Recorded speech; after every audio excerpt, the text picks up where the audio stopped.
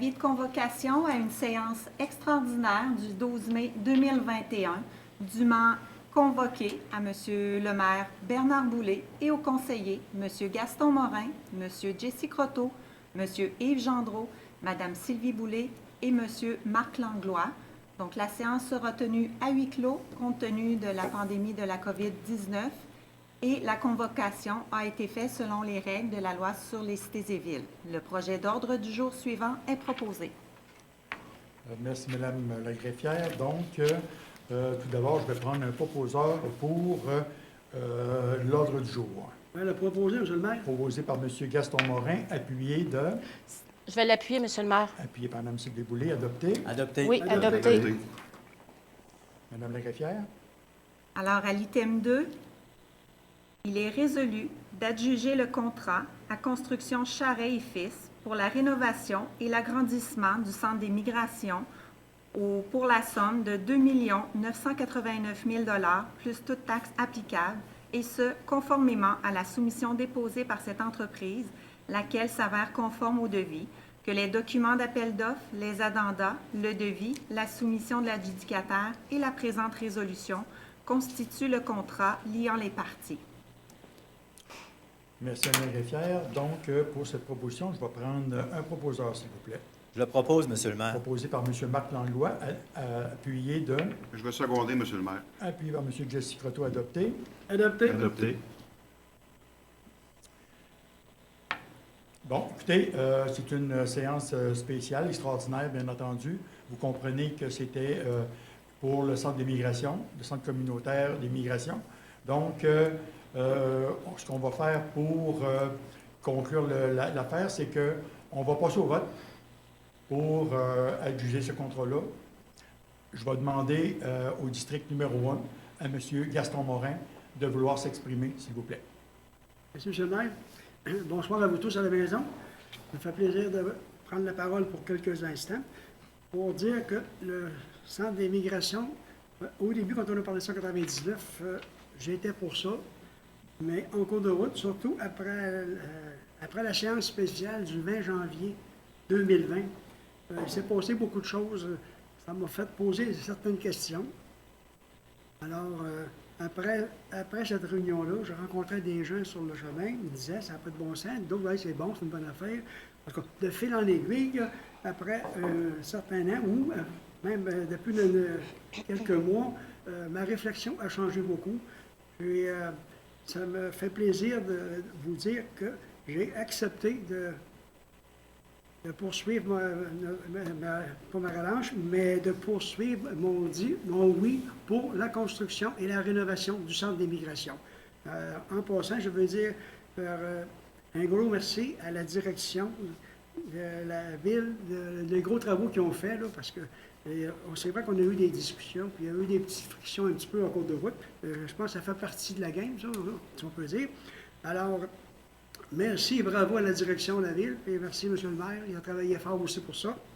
Fait que moi, c'est oui pour la rénovation et la construction du centre d'immigration. Merci, M. Morin. Donc, on va passer au district numéro 2, M. Jesse Croteau. M. Croteau. Oui. Alors, merci, Monsieur le maire, de nous permettre de s'exprimer une dernière fois suite à cette importante prise de décision. Alors, chers collègues, vous savez, depuis le début, je crois sincèrement que j'ai été cohérent dans cette démarche. Depuis longtemps, ma prise de position à ce beau projet était quand même positive. Par contre, comme plusieurs de mes collègues, j'avais certaines inquiétudes et des interrogations sur l'aspect financier et conditionnel également au pourcentage de la subvention et à quel niveau d'admissibilité.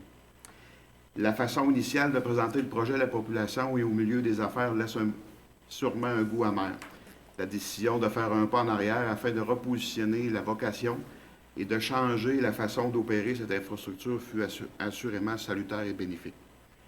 En allant de l'avant avec l'approbation de ce projet, nous respectons notre cohérence avec notre plan stratégique adopté à la majorité du présent Conseil.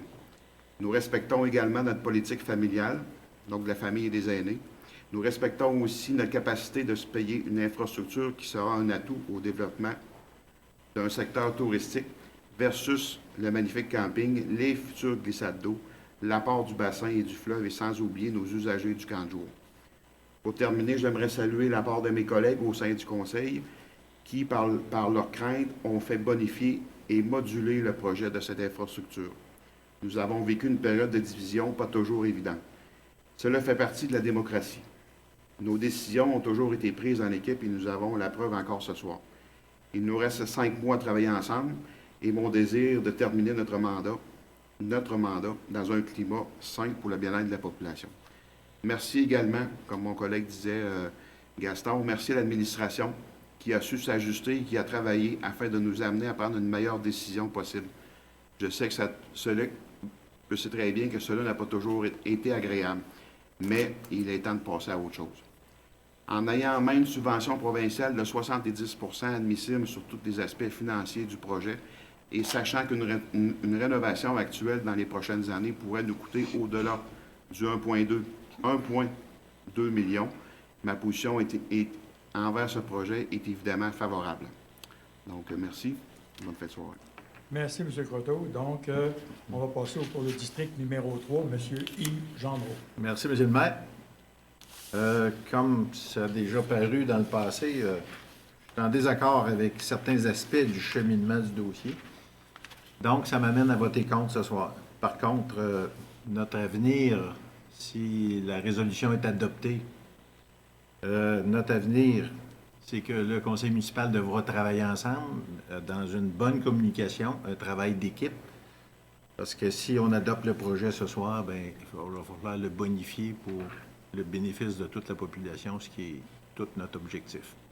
Fait que, quand même, on vote contre, une question de principe. Merci, M. Gendreau. Merci.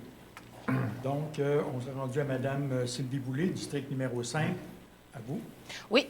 Alors, merci, M. le maire, que je puisse m'exprimer. Chers collègues, à vous, citoyennes et citoyens de la belle ville de Montmagny. Alors, le dossier entourant le centre d'immigration a fait l'actualité dans les derniers mois. Plusieurs choses ont été dites et ma décision de ce soir mérite d'être motivée par une mise en perspective d'éléments à considérer dans ce dossier. D'abord, aux citoyennes, citoyens et gens d'affaires préoccupés par ce dossier de rénovation et d'agrandissement, sachez que je vous ai entendu. À l'extérieur, en ville, on parle de conseillers qui sont dans le camp du maire ou dans le camp de mon collègue Yves Gendreau. Moi, Sylvie Boulay, conseillère municipale du district 5, je suis dans le camp des jeunes, des adolescents, des familles, des couples, des aînés et bien évidemment des payeurs de taxes. Parce que moi aussi, j'en suis une payeur de taxes. Je paye mes taxes aussi. Lundi dernier, par souci de transparence, j'ai demandé au maire et au conseil municipal de reporter le vote pour l'adjudication du contrat pour permettre à la population d'apprendre la nouvelle de la subvention et de son montant. Ma décision ce soir est donc d'appuyer les considérations suivantes. Alors, premièrement, la fonction première de ce bâtiment devient un centre communautaire qui assurera notamment le maintien de cet emplacement d'un camp de jour sécuritaire. Ce sera également un lieu en période post-pandémique où la population, les familles, les aînés, les organismes communautaires, les clubs sociaux, les organismes à but non lucratif, etc., je ne veux rien oublier, pourront se rassembler et socialiser. Au point 2, ce bâtiment existe, il fait partie du parc immobilier de la ville. Et comme tout propriétaire responsable, sa rénovation est devenue et était devenue nécessaire. Au point numéro 3, des professionnels, architectes et ingénieurs ont déposé un rapport à la ville énumérant les déficiences du bâtiment qui, sans rénovation, pourrait impliquer de cesser plusieurs utilisations pour des raisons de santé et sécurité. Au point 4, je siège au Conseil de la famille et des aînés et la vocation communautaire de ce bâtiment rénové rencontre notamment la politique MADA, soit la municipalité amie des aînés. Le point 5, Place d'immigration est un site familial offert aux citoyens. et son fort potentiel mérite d'entretenir son bâtiment principal et nous avons une piscine municipale toute rénovée. Le centre des migrations sera en quelque sorte le camp de base sur ce grand site qui accueillera également des glissades d'eau sous peu. Je décide donc ce soir d'accepter de voter en faveur du contrat pour la rénovation et l'agrandissement du centre des migrations à construction Marcel Charret et Fils. C'est donc en décideuse responsable envers un bâtiment méritant d'être entretenu que je motive ma décision. Rarement, j'ai pu prendre la parole de cette façon. Il m'était très important d'expliquer ma motivation en lien avec cette décision. En conclusion, je me répète, mais je le fais pour les jeunes, les adolescents, les familles, les couples, les aînés et bien évidemment, nous, payeurs de taxes. Alors, je vous remercie beaucoup pour votre écoute. Merci, Mme Boulay. Très bel exposé. Vraiment. Merci. Vous avez été réfléchi. Oui. Donc, M. Marc Langlois, district numéro 6. Alors, merci, M. le maire. Écoutez, c'est un peu difficile de passer après tous mes collègues. Donc, les principaux arguments ont été soulevés. Alors, je les partage en entier. Je partage l'opinion de mes collègues qui sont en faveur de ce très beau projet à valeur ajoutée pour les citoyens de Montmagny. Place des Migrations, comme vous le savez, c'est un site exceptionnel qui rendra les Magny-Montoises et les Magny-Montois très fiers de cet environnement.